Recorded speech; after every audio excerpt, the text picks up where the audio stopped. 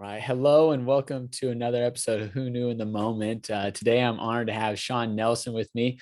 Shawn is the founder of Lovesac. And today, as he goes through his story, you're going to see a lot of twists and turns and pivotal moments. And so I'm super excited to highlight those. So, Shawn, thanks so much for being on.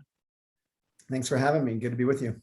You betcha. So I want to rewind to a day that's not unlike many other, 17, 18-year-olds lives, but there's a day where you're sitting on your parents' couch watching The Price is Right with a bowl of cereal and you just have this, bigger idea. Yeah, I don't know that it was a very big idea. I just had an idea. I thought it would be really funny to make a giant beanbag, like, from me to the TV, like that big. And the carpet, and I got off the couch and drove down to the fabric store and bought some fabric. Bought 14 yards of black and tan vinyl and cut it out like a figure eight and sewed it up. Tried to sew it up like a baseball kind of. Yeah. And my girlfriend's mom had to help me finish it because I wasn't a very good seamstress. And took me 3 more weeks to stuff the thing. Couldn't afford enough beanbag beef, so ended up putting like old mattresses, shredded. So I would cut them up on a paper cutter, like the camping mattresses. Yeah. A little piece of foam with a bunch of, cut those up with into little squares and put them in. And anyway, after about 3 weeks of putting crap in there, hauled this thing out camping, driving movies everywhere I could get it, and people loved it and wanted one. And I didn't even make another one for 3 years till 3 years after that. But that was the beginning. Yes, when that was created, it was strictly for your personal use. And yeah, you kind of took it everywhere with you. And people always thought, that's cool and it's interesting. But like you said, it wasn't until a little bit later that the demand or the request came in to maybe look at a business. Yeah. Yeah. So as you're graduating, you decide that you're going to take an opportunity to go over to Taiwan and to do some serving. So talk a little bit about the trip there. Yeah. So I grew up in Salt Lake City, Utah, and I'm a Mormon and member of the Church of Jesus Christ of Latter-day Saints, to be specific. And when we turn 19, we can volunteer to go on a mission and be a missionary. And I did that and was called by the church to go to Taiwan. So I got to learn Mandarin Chinese and spend 2 years of my life doing service and spreading our religion around the country and meeting people and going into their homes. And it was just coolest experience, and learned a ton about life, about people, about Asian cultures, and came back home when I was 21, began university up at the University of Utah and started dating again, just getting into normal life in America again. Yeah. And that's when I pulled well, it wasn't even a Lovesac back then, just the giant beanbag out of the garage. And once again, everywhere I took it, everybody wants one. Yes. Now, as you're going to Utah, you end up meeting a very important person while you're in college, and that person would be Dave Underwood. Yeah. Yeah, Dave. What's kind of cool, and I've thought about this a lot, when I get the opportunity to mentor young entrepreneurs, and people find me and ask for advice and that sort of thing. And when you have no money, you just have to take what comes at you. And I had a few friends who in the beginning just helped out, just kind of, and I had other friends who wanted, to own a piece of this business with me once we got started as a business. And some of those guys wouldn't show up, but yet some of my just friends and cousins would show up and help me, man the show or stuff the sacks or do whatever needed to be done. And Dave was one of those guys. In fact, he was the most loyal of all those guys. And it wasn't until probably 2 years later, after just sort of helping out quite a bit for free, that I was in a position where he could become part of the company and own a little piece of it and work more for free. Like I was. In fact, I was a waiter the whole time. Lovesac was growing as a side hustle while we were both in college. Yeah. And he was working at UPS, and we both had real jobs because, the little business never paid us anything. We just had to put it all back in, but we manned through it. Yes. Now, as you're growing the business, it it takes time, but you start getting some traction, a few orders there, a few orders here. And one day you guys decide to go to a trade show in Chicago. And going into this trade show, you weren't really sure how much longer the Lovesac business was going to continue on for. Yeah. Well, in fact, we took it to that trade show because I wanted to close Lovesac down. And everybody I spoke to about, I wanted to go in and get a real job. I was graduating from university. I had a degree, spoke fluent Chinese. Yeah. And I wanted a real job, but everyone's like, no, you can't close Lovesac. So I said, okay, we took it to this trade show so I could either get a huge order from some retailer or whatever, or close down knowing that I had tried. And both happened. We came back 2 weeks, like no one bought anything at this trade show. It was like where other businesses could look at our products and other retailers, big retailers and stuff, and see if they, wanted to carry them. And they laughed at it. They loved it. They'd jump in it, but they like no place for this in furniture stores, no place for this in. But 2 weeks later, I'm down there stuffing a Lovesac on this little like wood chipper thing we used in the back room of this old furniture factory, like we did for years. Just kind of like the side hustle right after school before my waiter job. And my phone rings and it's this out of state number. So I figured it was might've been from the trade show. So I, turn off the shredder, brush the foam out of my hair. I Lovesac Corporation. And it's the Limited too. So Limited Brands, biggest retailer in the United States, you're talking Victoria's Secret, Bath and Body Works. This is their little girls store wants 12,000 little Lovesacs for Christmas. Got to be this low price, got to be delivered in 5 months. I said, no problem. We're the best not beanbag company in the world. And took the order and began hunting down for the fabric they needed and that sort of stuff. Yeah. So talk about that. That phone call for them, 12,000 may or may not be a huge order, but to you guys, I mean, it really is the pivotal and game-changing moment for the business between closing it down or progressing and seeing what it can grow to. So talk about that moment and then the actual fulfilling of 12,000 of those. Yeah.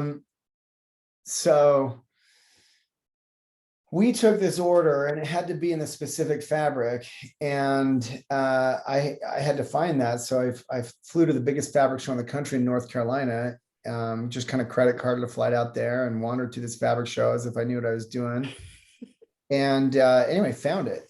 But it was $5 a yard. I needed it for half that. And I'm about to give up again thinking, what am I even doing? This is a $250,000 order. I'm still a waiter. Yeah. I'm about to graduate. I can't deal with this, but the guy with the fabric had these sample boxes of fabric behind him in this booth, and it had the Chinese writing on the side, just it was the address of the factory that made this fabric. And I could read it, right? Because that's what I do. I've been studying, living over there. So I got on a plane. I flew to Shanghai, China. I walked in the downtown office of this fabric mill. I said, hey, I'm Shawn. I'm here for Limited too. I did this in English. Yeah, because I wanted to hold my cards, and they always have like English speaking salespeople that deal with people like me. And they said, yeah, we make that. It's $5 here. I said, no, I need it for cheaper. They start talking amongst themselves in Chinese in front of me, of course, about how much it costs to make this fabric. So I knew they could do it. Yeah. And I just had to sit there for like 3 days and negotiate it down, and got it down to like half that price. And they're going to cut them and sew them and ship them to me with the Limited logo on them. And I just, they said, we just need a $65,000 deposit to get started. And for me at that time, man, that was just crazy money. Yeah. And I said, go back to my hotel room. I called the Limited. I said, hey, I'm at my factory in China. I'm ready to do your order. I need a $65,000 deposit to get started on your order. And they said, well, we're the Limited Corporation. We don't give deposits. I said, well, we're Lovesac. I don't do deals without deposits. And they ended up wiring me $65,000 to my University of Utah credit union account. That's all I had. Yeah. And I wired that to China, and I had spent the Limited's money. So now I had to deliver. And so I flew back home, built a factory to stuff these things once they arrived on credit cards, wood from Home Depot, first month's cash advance on this old decrepit warehouse we turned into a factory. Farm equipment to shred that foam. We ended up having to get an agricultural loan from the US government to afford a hay grinder and a tractor, so we could run a tractor power. It was the cheapest way we could figure out to shred tons of foam. And anyway, just figured it all out and credit carded my way to, I don't know, 6 figures of debt, 24 years old, but got the factory open, got the order built by September, and, shipped out 5 truckloads of little not beanbag stuff with thumbs shrunken down, and was completely just broken after living in that factory, running double shifts every day of my life for 3 months, 3 months, but finished and kind of broke even. Didn't even make any money. Yeah. Because 9/11 happened while we were in that factory. The price of foam went up, price of shipping went up, and we were just trying to survive. What I love that you could read the language, and then you could hear them speak in the negotiations, even though they didn't necessarily know at that time you could. Oh, those are good moments. Now, for you, after that happens, talk about the progression of the business at that point. 2002, 2003, 2004. Yeah, so we scrambled, went to furniture stores. No one wanted our stuff. The bigger Lovesacs. I owned this factory. I had to pay off the machinery somehow. So my cousin had the idea to open our own store. We credit carded our way into the mall business. We opened the first store in the Gateway Mall in Salt Lake City in the winter of 2001. And, just big screen TV, music playing, come in, flop down on a giant not beanbag. Yeah. And surprising to us, it worked. We honestly didn't know. We went even deeper into debt, rolling the dice and out of desperation, but it worked. And we did like 120 grand in sales the first 6 weeks, which at that time seemed crazy to us. Yeah. Took the money out of the drawer, practically drove to California, opened another store, began franchising. People were asking about the business. It's so cool. Who do we talk to? Got an attorney, spun up a franchise document. We don't franchise anymore. They're all company owned today. Right. In the early days, that was a way that we could grow rapidly. So we're opening our own stores. We were franchising out all over the West, even began to get into Texas, then eventually the East Coast. So lots of celebrities buying our product. Ended up just high growth, chasing our dreams, good stores, bad stores, messy business, bunch of 20-something-year-olds trying to build a retail chain with no knowledge. Yes. Now you end up getting a really neat opportunity on Richard Branson's show, The Rebel Billionaire. So Richard Branson wanted to have a show like The Apprentice. This is in 2004, like Trump's Apprentice. Yeah. And but he didn't want apprentices. He wanted entrepreneurs, business owners like me competing for the biggest reality TV show prize in history. We didn't even know what it was. But anyway, I got recruited to be on the show. 16 contestants, travel around the world, new country every episode on Richard's airline. And then we do, we land in Africa. Hey, you have 48 hours, 2 teams to come up with some, economic viability plan for this village. Work on that together, present it to the leaders, and then we're gonna go jump off a cliff together because I'm Richard Branson. I like to do adventurous stuff, and somebody's getting left behind because they're the weakest link or whatever. So episode after episode, I barely hung on and ended up winning. I was made president of Virgin Worldwide for a period of time. Yeah. Got to travel around the world meeting Richard's CEOs. He invested $1 million into my business as part of the prize. Yep. Which sound, when you get a check for $1 million on TV, all your neighbors and friends think you're, yeah. The truth is, my little business that had all these stores, some good, some bad, ugly, had racked up 2 million in debt. Mm-hmm. And so, you can't believe everything you see on TV. If, I just had to take that check and give it to my CFO and, pay off a little bit of debt and keep going. And it was ugly. And we at the same time, we're raising venture capital. We raised venture capital on all of that momentum. Their big idea was, hey, let's bankrupt this business and start over with fewer stores, no franchises, make it really clean and build it properly with the right funding. And, extremely humiliating to be, the golden boy of Richard Branson 1 minute, go through a very public, because the media loves that kind of stuff, Chapter 11 bankruptcy reorg, and manage the company. You know, I have to go through and close all these, not all, but many of the stores I opened, and Right. cut up their fixtures with a skill saw to get them out in the dumpster. And I mean, it's, you know, when you get the opportunity to manage a company through something like that, I call it my MBA in a box. Yeah. Like, then you see what contracts really mean. And then you Mhm. see what how leases really play out. Yep. Uh, and you see all of the ugliness, and it's terrifying and difficult. Yet we're in a reorganization, you're still operating.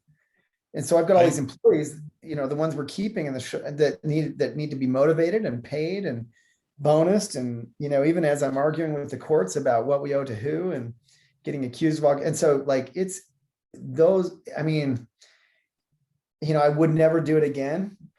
I wouldn't wish it on, you know, anyone. At the same time, I learned things in that, you know, year of reorganization that you can only learn through challenges like that. Not just in business, of course, that Right. too, but also personally, you know, personal relationships, your marriage. I was married along the way, you know, I'm married today, and thankfully, but Yeah. um, you know, just everything that you go through. And so, you know, it's definitely made me a stronger, savvier person through it. Yep. That's good. Now, as you're doing that, so you talk about it, you're on the show competing to win. You're also filing a bankruptcy. You guys have been doing research and development on this new product. And so talk about what goes into that. I mean, that was years and years and years of research and development before you released it, and then years of fine tuning it after release. Yeah, so Sactionals came along around that same time. It's a couch that can be arranged and rearranged infinitely, covered and recovered infinitely. And it's the only washable, changeable, and infinitely modular couch for sale still today. And we Mhm. have a lot of patents on it. There's a lot of, listen, Sectional's been around a long time, but our idea was, how do you make it even more flexible and lock together so it doesn't slide apart when you sit on it too fast, like most sectionals do, Yeah. and machine washable. Anyway, we solved all those problems, but it took us years. We had the idea, we built the first prototypes, and I think one of the most, and by the way, it's the reason that today Lovesac is, you know, approaching, you know, not too far away, $500 million in annual sales. Yeah. 80% plus of that is Sactionals, and we will invent other things as well. But you know, and we're a public company listed on NASDAQ. We've come a long way. But back in Yeah. those days, Sactionals was just and it came from observing, right? We had a couch in the corner of our stores. It was there to look pretty and look good next to the Sacs down front of the TV. Yeah. And people would ask about this couch, and we couldn't sell it because it's too big, too awkward to deliver. You know, the couch business has all kinds of problems. Right. Shipping, delivery, color, stocking, you know, how do you stay in stock of something so large and in many color, all these things. Yeah. And so we tried to solve all those problems, and it took us many years to refine. We put the first prototypes in our stores, we started selling them, you know, they were blocky and a bit uncomfortable. And, you know, it took us a long time to refine the product and also refine our brand, this college beanbag store, to something that could sell a couch priced like Pottery Barn or Restoration Hardware Yes. against those competitors. Years and years of evolution and tweaking and growing and becoming sophisticated. But I think one of the key lessons from developing that product was the fact that when we first took our initial prototypes, because if you understand, Sactionals are kind of like giant Legos that you can Yeah. connect together. They're really cool and they don't need any tools. We have patents on all this stuff. But when we first took our initial prototypes made out of 2x4s and plywood to like a proper furniture company that could help us build them with springs and everything needed, we left our prototypes and drawings with them and we said, hey, you know, make these things. And it's just a seat and a side. And with these two pieces, you can, you know, arrange and rearrange anything. And that's what's so special. But we came back in 2 weeks to look at the prototypes they'd built. And they showed me this little sectional, like the kind we're all familiar with, a corner Yeah. piece, a middle piece, and an ottoman. And they even had a slip cover that, you know, looked like a slip cover, like a sheet draped over the thing. Right. And I was like, well, he's like, oh, you're going to sell these in your stores. It's going to be great. We had a bunch of Lovesac stores by then. And I said, no, where's the thing that we left you? And he said, oh, that won't work. You know, I've been making furniture for 40 years. Like my daddy made furniture for 40 years before that. that's too blocky. It won't be comfortable. It won't hold together. It won't be, I said, well, that's what we paid you for. Right. So we were really frustrated. We took the same samples to another furniture maker and paid him money to prototype these. And you know what that guy did? 2 weeks later, same thing. Made us a little sectional that, with a corner piece and a middle. I said, well, I'm like losing my mind. Like, I can't even, like, were you guys talking to each other? And he said, look, I've been making furniture my whole life. That won't work. Listen, Lovesac is the fastest growing furniture retailer in the United States right now, has been for a lot of years. Yeah. And by the way, it will probably continue to be for a lot of years to come. Yeah. And so what's the point? The point is these experts that were twice my age and had generational furniture knowledge were too smart for their own good. We were just dumb enough and didn't know anything about couches that, well, why couldn't it be done this way? Yes. And I've tried never to lose that. I've tried to stay dumb, naive. Right. Like I hate the answer. Well, that's the way it's done, or that's the way, like, that's not going to work. Well, why not? Like, unless you can give me a real answer to that question, let's just try. And by the way, it happened again more recently with a product that we haven't even launched yet. I can't tell you about. Yep. Where I ended up in a screaming match with PhD level engineers who were telling me it's just physics. It can't be done. And then we went and did it. And so we've got something really cool coming out. And it's just been a huge life lesson in our evolution. Well, I want to highlight that because I think that's such an important point. Sometimes when you know the industry, the creativity can lack, right? When you're a little bit, to your point, naive enough, like, well, yeah, it's always been done that way, but I'm sure it could be adjusted. Like, why wouldn't we try it? That's when true, kind of new ideas can enter into the space. It's very hard for someone that's been set in our ways. We've done it this way 40 years to be willing to open up the, Pandora's box and see what else could be in there. Yeah.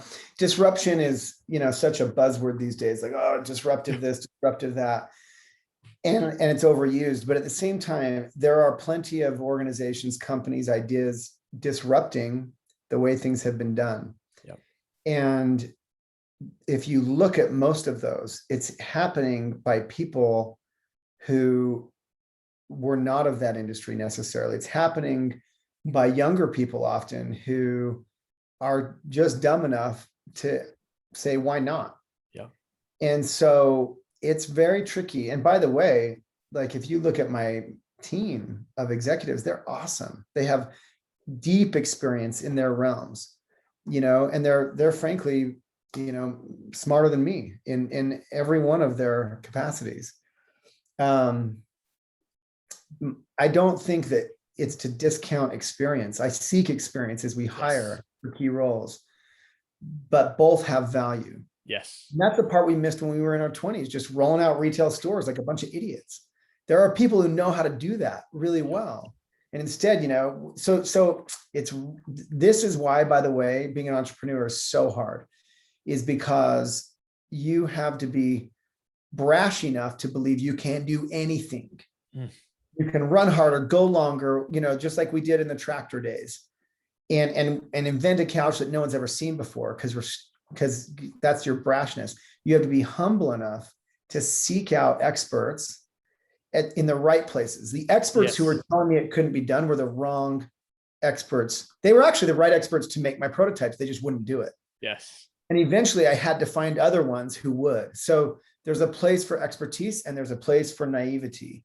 And if you can be the judge of that and harness both, then you will win. If you can't, you will fail. Just like we did the first time around at retail. We failed for our naivety, for the naivety we had in thinking we could build a retail chain with almost no real help. Yeah, no, that's so good. I love that. Thank you for sharing that. That's a good tidbit. Rewind that and listen to that again. Now, as the business is progressing, you said, hey, we're fastest growing and you guys are recognized as one of the best, furniture companies. And then in 2018, you decide to go public. That's a big decision. What kind of led to that? And what was the ultimate catalyst for making that decision? Yeah, look, going public is another one of these things that's like venerated and oh my gosh, like like all it really is another way to finance your company, right? Yeah. I had been through parental loans, angel loans, credit cards, obviously proper angel rounds into venture capital back Yep. in 2005, six, private equity funding in 2009 and on. It's the end of the road. You either get bought by another private equity company, even bigger, or you go public Yeah. to get the money you need to grow to that next level. Because product-based businesses, and look, there's digital businesses that require a lot less capital investment, but product-based businesses suck in a lot of cash. Now, they can be huge and they're also a lot of fun because people own your products and you have a brand out there, but they can take a lot of money to get off the ground. And it took me 20 years of funding to get this one. And look, we should have made it sooner. I should have been smarter, whatever. But my point is, for us, it was just the next logical step. It was too early. We were too small really to go public classically, but we did anyway.